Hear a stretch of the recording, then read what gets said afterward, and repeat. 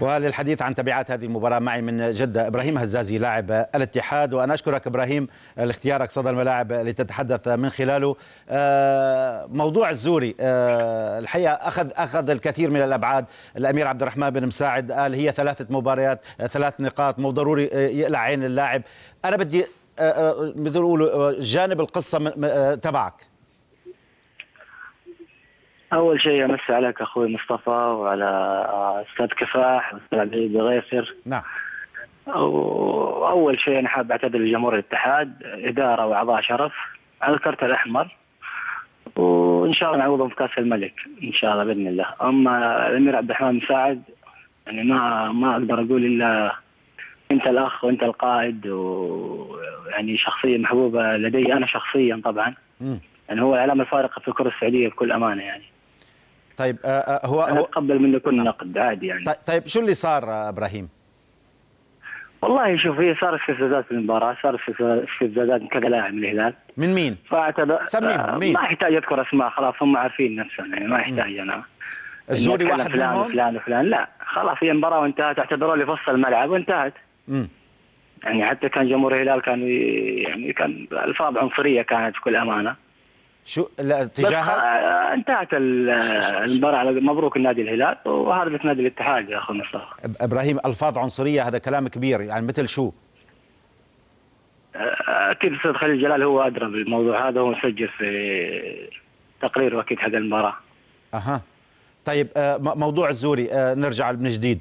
والله شوف الزوري والله ما كنت قاصد إني أذيه. أول شيء إنه كان الكرة على الخط عارف، ووقت متأخر، وتعرف وقت المباراة يعني 4-2 كانت نتيجة كبيرة، أوضاع متوترة كانت، يعني ما كنت قاصد إن أنا أضرب أو أدفع أو أشوت أو بس إيدك إبراهيم إيدك إجت على عينه، ومشان كنا يعني صريحين هي مو أول مرة، يعني أكثر من مرة بتتكرر معك. شوف مصطفى حبيبي، أنا لما شفته في الإعادة يعني أنا انصدمت صراحة إنه شفت كان قصدي إني أضايقه على الخط، لأنه كنت بطلعه على برا، فاهم؟ إني ألعب الكرة بسرعة يعني. طيب الآن أنت حاولت تتصل فيه وتعتذر منه، رد عليك؟ والله ما كان ما قدرت توصل ولا اتصل لاي رقم له يعني. طيب تحمد له السلامة. وقاعد الكورة ترى أخوي مصطفى ترى فيها احتكاكات. نعم. يعني أقوى من كذا يعني، هذه كرة في النهاية كرة قدم يعني. طيب يعني لا شو بتقول للزوري الآن على الشاشة ولأهل الزوري وللأمير عبد الرحمن والله السلام عليك أخوي عبد الله، وما تشوف شر، وما بيني وبينك أي شيء صدقني، وهذه كرة قدم في النهاية. وأتمنى له التوفيق إن شاء الله في حياته. طيب إبراهيم الكثيرون وإعلاميين صحف عم يطالبوا بشطبك من اللائحة نهائيا إنه تمنع من والله شوف أنا إذا بتقبل من الإعلام، يعني إعلام الكرة السعودية ترى يعني مو كلهم، الأغلبية يعني يحبوا يلموا على فلان ويحبوا يتكلموا على فلان ويحبوا يعني المحبوبين لديهم، فاهم؟ نعم. فالحمد لله أنا عارف من إبراهيم، يعني عارف مستواي وعارف مكانتي في الملعب،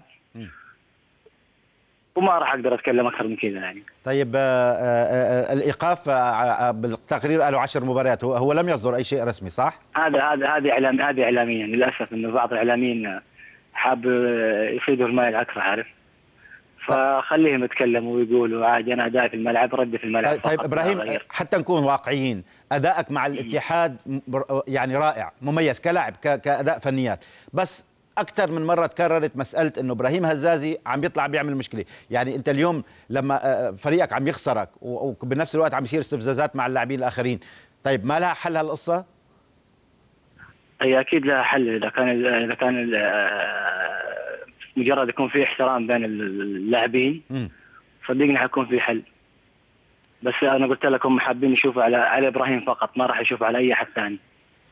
طيب هم حاطين في بالهم إبراهيم هزازي للأسف، يعني كذا إعلامي بالأخص علي الزهراني، يعني معليش مع احترامي يعني إعلامي معروف سعودي كبير، يعني يكتب كلام عربجي، يعني انت كده مصطفى انت يعني خذ الكلمه دي فسرها، اذا انا عربجي هو ايش يعني؟ طب لا انا كتبوا عني بطيخ، يعني اذا كتبوا عني بطيخه عادي، ما مشكله يعني السعوديه اللي اسالوها في السعوديه يا ابراهيم كتبوا عني بطيخه عادي، ولا كتبوا عني اكثر من هيك، بس بكل الاحوال مو عادي، بس عيب والله عيب والله. بس أدري. طب اوكي لو غير ابراهيم هزازي صارت الحركه دي بيطلعوا يتكلموا هذا الكلام، قاضيهم ما راح يتكلموا الكلام ده، صدقني حيعرف انه في وراء ناس وراء احد يعني، فاهمني؟